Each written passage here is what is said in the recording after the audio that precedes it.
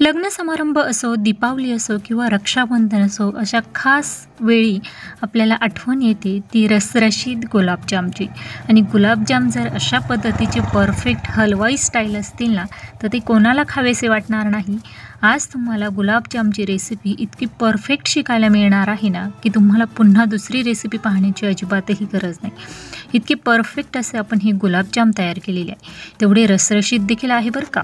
तुम्ही हे गुलाबजाम पाहू शकता. परफेक्ट रंग असलेले आणि त्याचबरोबर टम्म फुगलेले आणि परफेक्ट आकार असलेले हे गुलाबजाम अगदी पहिल्याच प्रयत्नामध्ये तुमचे देखील तयार होणार आहे. यासाठी अशा काही महत्त्वाच्या टिप्स या रेसिपीमध्ये मी शेवटपर्यंत सांगत राहणार आहे, ज्या तुम्हाला नव्यानेच माहीत होणार आहे. त्यामुळे रेसिपी कुठेही स्किप न करता अगदी शेवटपर्यंत नक्कीच पहा. आणि अशाच भरपूर टिप्ससहित नवनवीन रेसिपीज पाहण्यासाठी यूट्यूबवर कविताच किचनला सबस्क्राईब नक्कीच करा. त्यामुळे तुम्हाला आठवड्यातील 6 दिवस सोमवार, मंगळवार, बुधवार, गुरुवार, शुक्रवार, शनिवार दुपारी 12 वाजता माझ्या नवनवीन आणि भरपूर टिप्ससहित रेसिपीज नक्कीच पाहायला मिळतील. नमस्कार, मी कविता. कविताच किचनमध्ये तुम्हा सर्वांचं खूप खूप मनापासून स्वागत करते. आज आपण रक्षाबंधन स्पेशल रसरशीत गुलाबजाम तयार करणार आहोत. अर्धा किलोच्या प्रमाणात तयार करत आहोत. त्यासाठी या ठिकाणी या वाटीच्या मापाने 1.5 वाटी आपण साखर घेतली, तर या ठिकाणी 1.5 ते 2.25 वाटी या ठिकाणी पाणी घ्यायचं आहे. आता ह्याच वाटीच्या मापाने आपण खवा देखील मोजून घेणार आहोत. अर्धा किलो खवा आहे आणि ह्या वाटीच्या मापाने एवढी वाटी भरून खवा होणारच आहे. आता सुरुवातीला आपल्याला या ठिकाणी हा पाक तयार करायचा नाही. साखरेचा पाक न करता फक्त साखरेचं आपल्याला पाणी करायचं आहे. सुरुवातीला आपण साखर पूर्णपणे विरघळून घेतलेली आहे. त्यानंतर आपल्याला गॅस मोठा करायचा आणि 3 ते 4 मिनटं छान अशी पाण्याला दणदणीत उकळी काढून घ्यायची, जेणेकरून पाणी आपल्याला ते छान असं बोटावर घेतलं की चिकट लागेल अशा पद्धतीचं आपल्याला हे साखरेचं पाणी करायचं आहे. सर्वात शेवटी आपण यामध्ये विलायची टाकलेली आहे आणि आपण बोटावर पाणी घेतल्यानंतर थोडंसं चिकट लागत आहे, म्हणजे अशा पद्धतीचं परफेक्ट आपला हा साखरेचा या ठिकाणी पाणी तयार झालेलं आहे. आता अर्धा किलो खवा घेतलेला आहे. सर्वात महत्त्वाची टिप्स म्हणजे खवा जर तुम्ही फ्रीजमध्ये ठेवलेला असेल तर तो 1 तास अगोदरच वरती काढून ठेवा, रूम टेम्परेचरला ठेवा. अशा पद्धतीचा खवा पाहिजे. खवा आपण या वाटीच्या सहाय्याने मोजून घेतला, जेणेकरून आपल्याला साखरेचं आणि पाण्याचं प्रमाण ठरवणं खूप सोपं झालं आहे. त्यानंतर त्याच वाटीच्या मापाने आपण पाव वाटी मैदा घेतलेला आहे. परंतु तुमचा खवा कशा पद्धतीचा आहे त्यानुसार तुम्हाला मैद्याचं प्रमाण हे कमी अधिक लागू शकतं. परंतु अर्धा किलो खव्यासाठी ज्या वाटीच्या मापाने तुम्ही खवा मोजला त्याच वाटीच्या मापाने अगदी पाव वाटी एवढाच मैदा वापरा, त्यापेक्षा जास्त वापरू नका. आता या ठिकाणी आपण सुरुवातीला थोडा थोडा करून 2दा मिक्स केला. त्यानंतर पीठ कशा पद्धतीने तयार होतं त्या अंदाजानुसार आपण यामध्ये मैद्याचं प्रमाण ॲड करणार आहोत. हे पहा, आता पीठ मला व्यवस्थित वाटत आहे मिक्स करत असतानाच, त्यामुळे राहिलेला मैदा या ठिकाणी यूज करावा लागणार नाही. साधारणतः पाव वाटीमधील देखील काही मैदा या ठिकाणी शिल्लक राहिलेला. आता या ठिकाणी हलकंसं आपण हे व्यवस्थित असं पीठ मिक्स करून घ्यायचं. अशा पद्धतीने मिक्स केलं की आपल्याला मैदा किती वापरावा याचा अंदाज येतो. त्यानंतर गुलाबजाम करण्याची सर्वात महत्त्वाची ट्रिक्स तुम्हाला आता पुढे मी सांगणारच आहे. अशा पद्धतीने व्यवस्थित मिक्स करून घेतलं की बऱ्याचदा गुलाबजाम हे आतपर्यंत पाक मुरत नाही किंवा व्यवस्थित असे रसरशीत होत नाही, परफेक्ट स्ट्रक्चर असलेले तयार होत नाही, अगदी मऊसूत असे तयार होत नसतील किंवा त्याला तडा जात असेल तर त्यासाठी तुमचं पीठ मळताना देखील चुका होत असतील. अशा पद्धतीने हाताच्या तळहाताच्या सहाय्याने, पामच्या सहाय्याने व्यवस्थित असं तुम्हाला हा खवा जो आहे ना व्यवस्थित मॅश करून घ्यायचा. जेव्हा तुमचा खवा व्यवस्थित असा मॅश केलेला असेल तेव्हा तुमचे तयार होणारे गुलाबजाम देखील रसरशीत तयार होणार. एक गुलाबजाम तयार करायचा. या गुलाबजामला कुठेही क्रॅक जात नाही, अगदी पटकन असा वळले जात आहे, म्हणजे तुमचं गुलाबजामसाठीचं पीठ रेडी आहे. अशा पद्धतीने सर्व तुम्हाला हा जो मैदा आणि खवा व्यवस्थित मिक्स करून घेतलेला आहे तो अशा पद्धतीने मॅश करून घ्यायचा आहे. थोडासा वेळ लागेल, परंतु तयार होणारे गुलाबजाम मात्र अगदी छान तयार होणार. त्यामुळे गुलाबजाम तयार करताना घाई करू नका किंवा कंटाळा करू नका. अशा पद्धतीने सर्व आपण पीठ व्यवस्थित मिक्स आणि मॅश करून घेतलेलं आहे.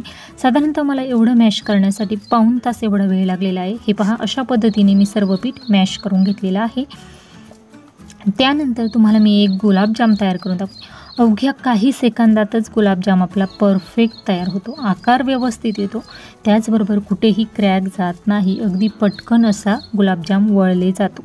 ही एक सर्वात महत्त्वाची टिप्स झाली। दुसरी महत्त्वाची टिप्स म्हणजे तुम्हाला गुलाबजामसाठीचं पीठ आपलं व्यवस्थित तयार झालं की नाही हे चेक करायचं असेल तर दुसरी महत्त्वाची टिप्स म्हणजे अशा पद्धतीने गुलाबजाम तयार करून घ्यायचा।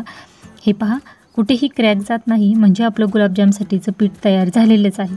आणि दुसरी महत्त्वाची टिप्स म्हणजे गुलाबजाम तयार केल्यानंतर तो थोडासा दोन्ही हाताने हलकासा दाबायचा। जेव्हा दाबल्यानंतर त्याला साईडने सर्व क्रॅक गेलेले असतात अशा पद्धतीने, तेव्हा ते गुलाबजामसाठीचं पीठ रेडी झालं नाही असं समजावं। परंतु मी दाबल्यानंतर देखील माझ्या ह्याला कुठेही तडा गेलेला नाही, म्हणजे माझं गुलाबजामसाठीचं पीठ तयार आहे। अशा पद्धतीने जेव्हा तुमचं पीठ असेल ना, तेव्हा तयार होणारे गुलाबजाम देखील परफेक्ट हलवाई स्टाईल होणार आहे। अगदी छोट्या साईजमध्ये मी हे गुलाबजाम बनवत आहे, परंतु सोडा देखील न वापरता आपले गुलाबजाम तळल्यानंतर खूप मोठ्या आकाराचे होणार। एवढ्या पिठामध्ये आपले साधारणतः 45 गुलाबजामच्या आसपास एवढे गुलाबजाम तयार झाले। अगदी आकार पाहू शकता, परफेक्ट तयार झालेला आहे। पाक देखील हलकासा कोमट झालेला आहे। त्यानंतर गुलाबजाम तळण्यासाठीचं तेल हे मध्यम गरम असावं। खूप कमी गरम असेल तर तुमचे गुलाबजाम तेलात टाकल्यानंतर विरघळतील, आणि खूप जास्त गरम असतील तर गुलाबजाम हे बाहेरून लाल होतील, काळे होतील, परंतु आतून मात्र कच्चेच राहतील। त्यामुळे गुलाबजाम तळताना कुठेही घाई करू नका।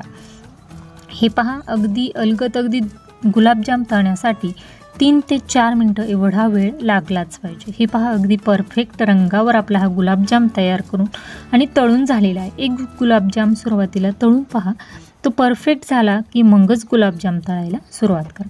हे पहा, अगदी परफेक्ट असा गुलाबजाम तळून झालेला आहे, म्हणजे आपल्या तेलाचं टेम्परेचर परफेक्ट आहे। अशा पद्धतीने आपले थोडे थोडे करून आपण हे गुलाबजाम तळणार आहोत। जास्तही गुलाबजाम एकाच वेळेस सोडू नका, थोडेसे कमी टाकले की ते व्यवस्थित फुगतात देखील, त्यांना तेलामध्ये तेवढी जागा मिळते। त्यामुळे अगदी थोडे थोडे करून हे गुलाबजाम तळून घ्या। गुलाबजाम तळून झाल्यानंतर ते आपण पाकामध्ये सोडणार आहोत, कारण पाक आपल्याला यासाठी जास्त गरम नको आहे किंवा जास्त थंड देखील नको आहे, हलकासा कोमट पाक यासाठी हवा आहे। अशा पद्धतीने राहिलेले सर्व गुलाबजाम मी तळून घेणार आहे। तेलामध्ये सोडल्यानंतर तुम्ही गुलाबजाम पाहू शकता, परफेक्ट हलवाई स्टाईल आपले हे गुलाबजाम झालेले आहे। अशा पद्धतीने एकसारखे हलवत तुम्हाला मध्यम ते मंद आचेवर या ठिकाणी गुलाबजाम तुम्हाला छान असे लालसर रंगावर तळून घ्यायचे आहे। अगदी परफेक्ट असे आणि सोड्याचा वापर न करता देखील गुलाबजाम किती छान असे फुगलेले आहे याचा अंदाज तर तुम्हाला व्हिडिओ पाहून आलाच असेल। अगदी छान आणि भरपूर टिप्स आहेत, मी ही रेसिपी तुमच्यासोबत शेअर केलेली आहे, त्यामुळे तुम्हाला नक्कीच आवडली असेल आणि तुम्ही देखील या रक्षाबंधनसाठी अशा पद्धतीचे गुलाबजाम एकदा नक्कीच बनवा। रेसिपी आवडल्यास लाईक करा आणि जास्तीत जास्त शेअर करा। त्याचबरोबर तुम्ही जर चॅनलवर नवीन असाल तर अशाच भरपूर टिप्स आहेत प्रत्येक रेसिपी शिकण्यासाठी यूट्यूबवर कविताच किचनला सबस्क्राईब नक्कीच करा। या व्हिडिओच्या खाली जे चॅनलचं नाव आहे कविताच किचन, त्यासमोर जे सबस्क्राईब बटन आहे त्यावर क्लिक करा आणि त्यासमोर जे घंटीचं बटन आहे त्यावर क्लिक करून ऑलवर क्लिक करा, जेणेकरून आठवड्यातील 6 दिवस सोमवार, मंगळवार, बुधवार, गुरुवार, शुक्रवार, शनिवार असे 6 दिवस दुपारी 12 वाजता खूप साऱ्या टिप्स आहेत आणि तयार होणारी रेसिपी अगदी परफेक्टच मी तुमच्यासोबत शेअर करत असते। त्यामुळे चॅनलला सबस्क्राईब नक्कीच करा। अगदी छान परफेक्ट असे आपले हे सर्व गुलाबजाम तयार झालेले आहे। आता आपण हे सर्व पाकामध्ये सोडत आहोत। अशा पद्धतीने राहिलेले सर्व गुलाबजाम मी तयार करून घेते। तुम्ही पाहू शकता, अगदी परफेक्ट आकारावर आपले हे गुलाबजाम तयार झालेले आहे आणि अगदी खूप रसरशीत असे हे गुलाबजाम होणार आहे। हे पहा, अशा पद्धतीने राहिलेले सर्व गुलाबजाम मी करून घेत आहे। अगदी प्रत्येक रेसिपी मी खूप साऱ्या टिप्स शेअर करत असते, त्यामुळे तुमची रेसिपी देखील परफेक्टच व्हावी या दृष्टीने मी प्रत्येक रेसिपी शेअर करत असते। तुम्हाला रेसिपी कशी वाटली हे मला कमेंट बॉक्समध्ये नक्कीच कळवा। रक्षाबंधन स्पेशल तुम्हाला आणखीन कोणकोणत्या रेसिपीज पाहायला आवडतील हे देखील मला कमेंट बॉक्समध्ये नक्कीच कळवा। सर्वांना रक्षाबंधनच्या खूप खूप शुभेच्छा।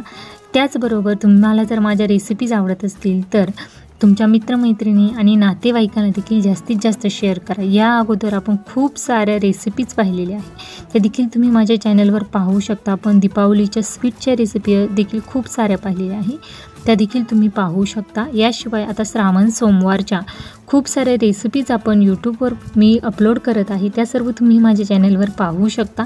हे पहा, छान खूप असे पाहिल्याबरोबर खावेसे वाटतील इतके छान असे हे गुलाबजाम आपले या ठिकाणी बनवून तयार झालेले आहे. अगदी तुम्ही मैद्याचं प्रमाण किती वापरता त्यावर देखील तुमचे गुलाबजाम डिपेंड आहे. त्यामुळे कमी अधिक तुमचे गुलाबजाम होऊ शकतात, परंतु माझे गुलाबजाम अर्धा किलो खव्यामध्ये साधारणतः 45च्या दरम्यान एवढे तयार झालेले आहेत. फायनली आपले सर्व गुलाबजाम या ठिकाणी बनवून तयार झालेले आहे आणि वाव, खूप छान असे दिसत आहे. पाहता क्षणी खावेसे वाटणारे हे छान असे रसरशीत गुलाबजाम तयार झालेले. या ठिकाणी मी तयार केलेला जो पाक होता तो पूर्णपणे या ठिकाणी लागलेला आहे आणि गुलाबजाम एवढे छान असे टम्म फुगलेले आहे की तेवढा पाक पूर्ण यासाठी लागलेलाच आहे. त्यानंतर पुन्हा अगदी तुमचे गुलाबजाम जर त्यामध्ये सोडल्यानंतर खूपच जास्त फुगलेले असतील आणि तुम्हाला जर पाक थोडासा कमी वाटत असेल तर तुम्ही दुसऱ्या पातेल्यामध्ये थोडासा पाक तयार करून देखील यामध्ये टाकू शकता. माझ्या गुलाबजामसाठी थोडासा पाक मला कमी वाटला सर्वात शेवटी, त्यामुळे मला थोडासा पाक देखील गुलाबजाममध्ये जास्त आवडतो. त्यामुळे मी पुन्हा एकदा दुसऱ्या पातेल्यामध्ये अगदी थोडासा पाक तयार करून पुन्हा यामध्ये थोडासा कोमट करून तो यामध्ये टाकलेला आहे. अगदी परफेक्ट असे गुलाबजाम आपले तयार झालेले आहे आणि आपण ते छान असे डिशमध्ये सर्व करत आहोत. पाहता क्षणी खावेसे वाटणारे हे रसरशीत गुलाबजाम तुम्ही एकदा नक्कीच बनवा. वेळात वेळ काढून माझी रेसिपी शेवटपर्यंत पाहिल्याबद्दल धन्यवाद.